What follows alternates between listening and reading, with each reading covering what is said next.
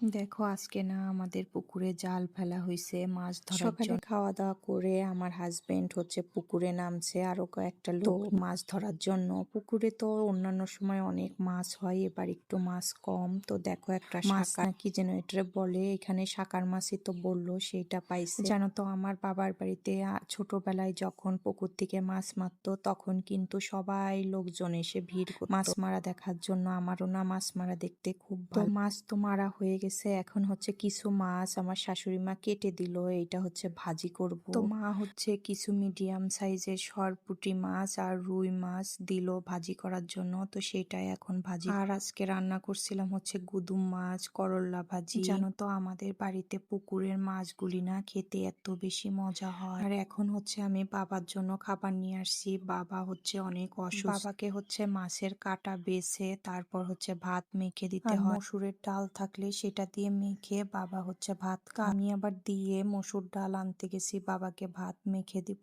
তো আজকের ভিডিওটা তোমাদের কাছে কেমন লাগলো কমেন্ট করে জানাবে কিন্তু। আর সবাই ভালো থাকবে, সুস্থ থাকবে।